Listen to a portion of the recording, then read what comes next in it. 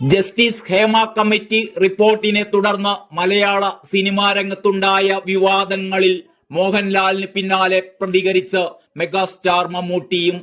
Social media പോസ്റ്റിലൂടെയാണ് മമ്മൂട്ടിയുടെ പ്രതികരണമുണ്ടായിരിക്കുന്നത്. മലയാള cinema രംഗം ഇപ്പോൾ അഭിമുഖീകരിക്കുന്ന സംഭവ വികാസങ്ങളാണ് ഈ കുറിപ്പിന് ആധാരം എന്ന ആമുഖത്തോടെയാണ് മമ്മൂട്ടി പോസ്റ്റ് ആരംഭിക്കുന്നത്. ഹേമ കമ്മിറ്റി റിപ്പോർട്ടിൽ പറഞ്ഞിരിക്കുന്ന നിർദ്ദേശങ്ങളെയും പരിഹാരങ്ങളെയും സർവാത്മന സ്വാഗതം ചെയ്യുകയും പിന്തുണയ്ക്കുകയും ചെയ്യുന്നു എന്ന് മമ്മൂട്ടി ഈ കുറിപ്പിൽ പറയുന്നു. കുറിപ്പിന്റെ പൂർണ്ണരൂപം ഇങ്ങനെയാണ്: മലയാള സിനിമാ രംഗം ഇപ്പോൾ അഭിമുഖീകരിക്കുന്ന സംഭവ വികാസങ്ങളാണ് ഈ കുറിപ്പിന് ആധാരം. അതേക്കുറിച്ച് അഭിനേതാക്കളുടെ സംഘടനയും നേതൃത്വവും ആദ്യം പ്രതികരിക്കുക എന്നതാണ് സംഘടനാ രീതി.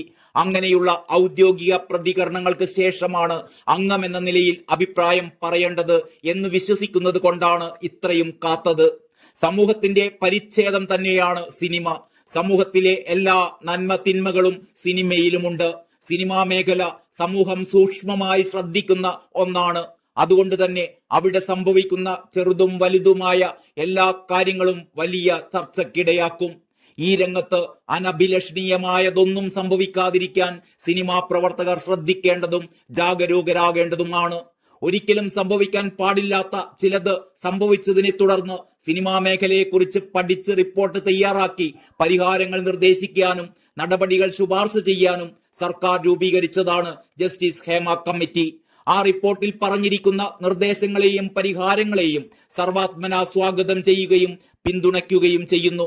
അവ നടപ്പിലാക്കാൻ സിനിമാ മേഖലയിലെ എല്ലാ കൂട്ടായ്മകളും വേർതിരിവുകളില്ലാതെ കൈകോർത്തു നിൽക്കേണ്ട സമയമാണിത്. ഇപ്പോൾ ഉയർന്നു വന്ന പരാതികളിന്മേൽ പോലീസ് അന്വേഷണം ശക്തമായി മുന്നോട്ടു പോകുന്നു. ജസ്റ്റിസ് ഹേമ കമ്മിറ്റി റിപ്പോർട്ടിന്റെ പൂർണ്ണരൂപം കോടതിയുടെ മുന്നിലുമാണ്. പോലീസ് സത്യസന്ധമായി അന്വേഷിക്കട്ടെ. ശിക്ഷാവിധികൾ കോടതി തീരുമാനിക്കട്ടെ.